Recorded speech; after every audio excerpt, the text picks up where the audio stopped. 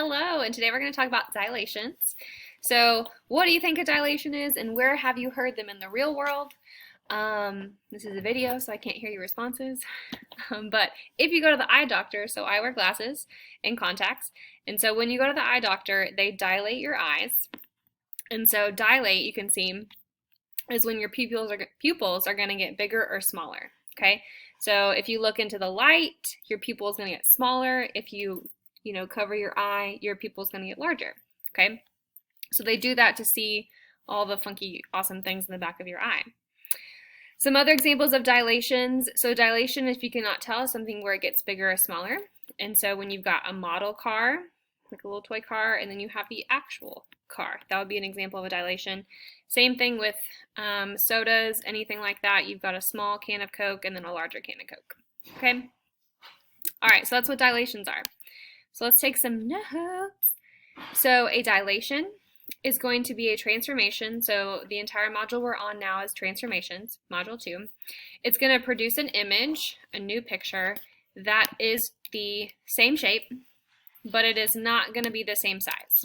Okay, so you can put different size, not the same size, etc. So dilations, bigger or smaller, but it's still going to stay the same shape. So if you had a triangle, it's going to stay a triangle. It's not going to turn into a rectangle. All right, a dilation is similar to the original figure, but it is not congruent.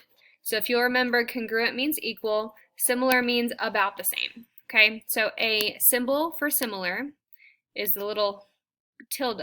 Okay, so for congruent, it was an equal sign with the tilde above it, but for similar, you take away the equal sign because not everything is equal about it. All right. So dilations are not an example of rigid motion because the pre-image and the image are not the same size. So they fit the same shape description, but they are not the same size. So dilations are the only shape that we will learn that is not rigid motion. We usually center dilations around the origin, 0, 0, unless otherwise stated. And then dilations preserve. Preserve means keep. And so they are going to keep the same angle measurements, but they are not going to keep the same sides, okay? So this one is kind of tricky for students to understand, so let me give you an example. I have an example of a square on the left side, and then I've got another square on the right side. So I have a small square, big square, okay? The angles of a square we know are still 90. So if you have a small square, small rectangle, all of the angles inside of that shape are still 90. So when you enlarge it, you are still going to have 90-degree angles. So that is how I remember that dilations are going to keep the angle measurement. Okay, same thing with an equilateral triangle, 60, 60, 60 on all the sides, or all the angles, and when you make it bigger, you still have 60 degrees in the inside of the triangle. All right, so let's talk about scale factor. So scale factor is going to be a ratio because I'm dealing with a fraction, and it is your image divided by your pre-image. And if you'll remember, image was the original shape. Nope, that is backwards. So the image is your new shape divided by the original shape. I can't spell original. Okay, so it's going to be your old shape over your new shape. I said that wrong again. New shape over old shape. Second over the first. Okay. All right. Now, if the scale factor is bigger than 1, that means your shape is going to get larger, okay? If it gets larger, that is called an enlargement, all right? So anything bigger than 1, 1.1, 10, 30, going to get bigger. If the scale factor is between 0 and 1, so notice it cannot be a negative number, so we're not dealing with negative numbers. It is going to become smaller, and that is called a reduction, okay? So we're going to be exposed to fractions, right? So if you have 1/2, you know that is 0.5 in your head, which is smaller than 1. Now, not all fractions are going to be between 1 and 0.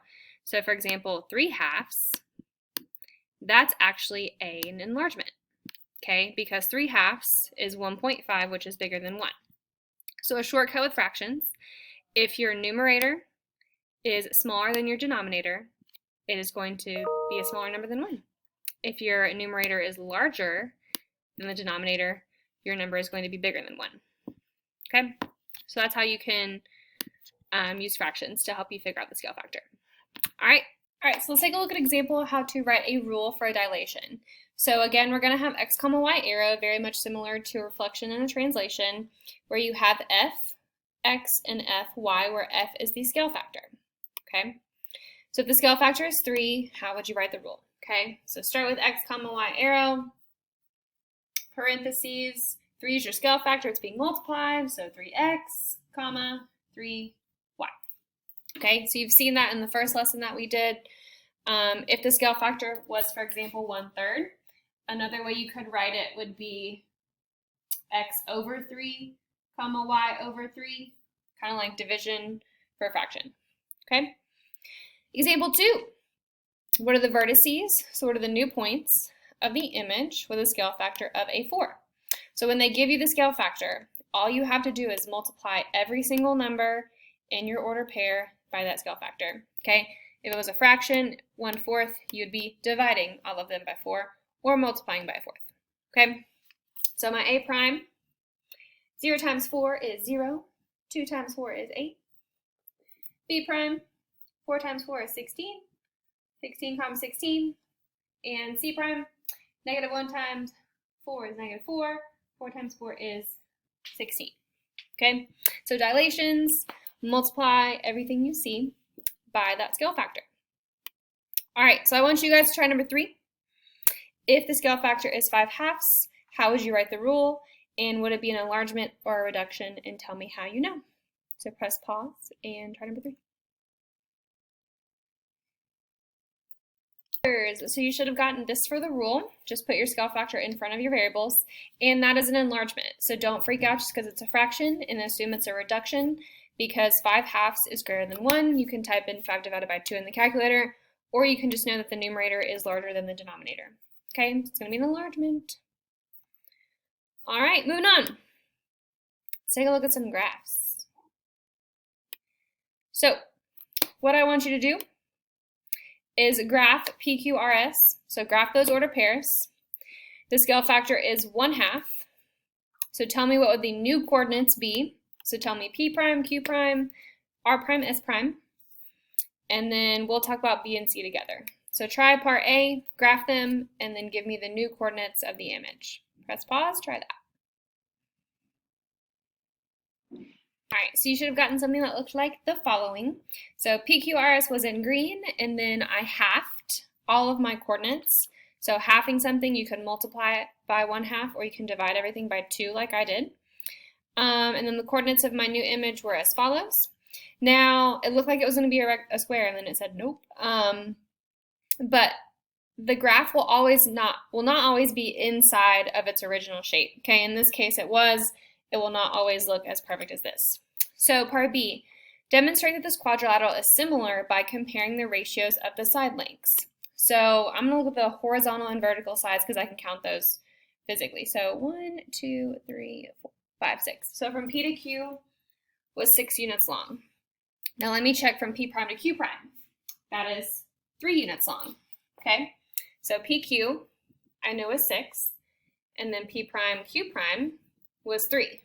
So the reason that makes sense is because my scale factor was 1/2, and half of 6 is 3. Okay, so the side lengths are also going to be in the same scale factor ratio as your order pairs. Fun fact. Okay, number C, letter C, what do you notice about the angle measurements? So I'm going to look at this top right corner, PQ and QR. So I know when a horizontal and a vertical line meet, you got a 90-degree angle. Same thing over here, I have a 90-degree angle. So if you will notice, their angle measurements are the same.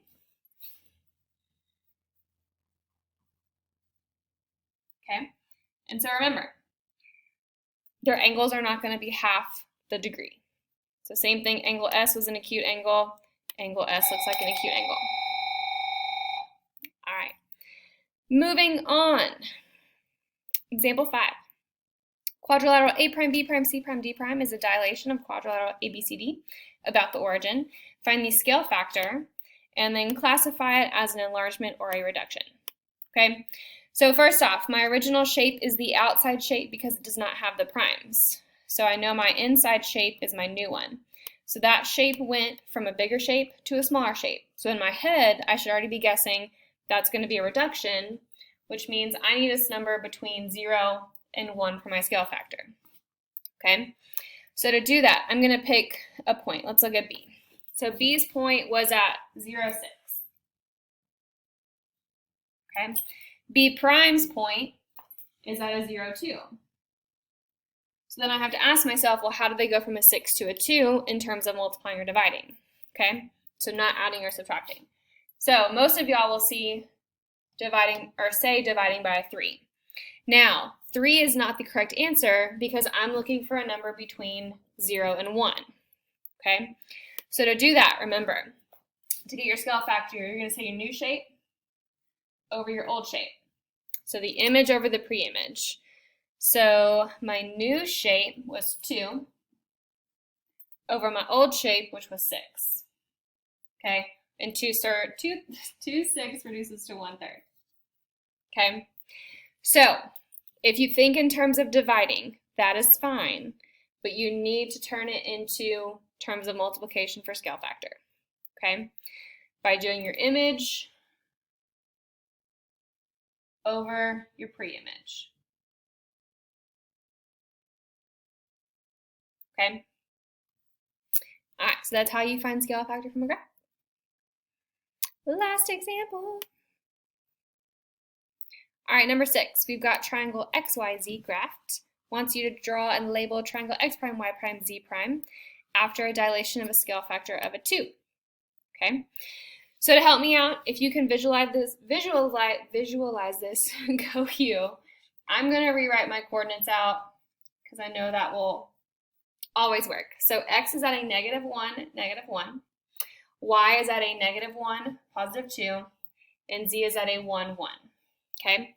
To do my scale factor, I'm going to multiply everything by 2 to get my new coordinates, X prime, Y prime, and Z prime. Move my face. Whoops. So if I multiply everything by 2, you get -2, -2, -2, 4, and 2, 2. So after you do that work to the side, then we can graph our new triangle. So -2, -2 will be X prime, -2, +4, Y prime, 2, 2, Z prime. Connect, connect, connect. Okay? So that one wasn't perfectly inside it like before. We've kind of got X and Z parallel to each other. All right? So this picture makes sense. It got bigger. My scale factor was larger than 1, etc. Okay? So if you can do that in your head, go you. I like to write them out every time. All right, last one. What would be the coordinates of Y double prime? So I'm doing something else. After a flexion of my blue shape, because that's my primes, over the X axis. So in red, here's my X axis. I only care about Y, so I'm only going to look at Y. So Y was 1, 2, 3, 4 above the X axis, so I'm going to go 4 below. 1, 2, 3, 4. So my Y double prime, because that's my second time I moved, its coordinate would be a -2, left 2, down 4, -4. Okay? And that's dilations. Okay? You're making the shape bigger, you're making the shape smaller. You got an enlargement, you have a reduction. Okay? We are dealing with fractions. Yay! All right. Thanks for watching. Go ahead and practice and let me know if you have any questions. So now I'm going to send you to the next video that I made a few years back because that's the only thing that changed. So have fun, enjoy. Example 1.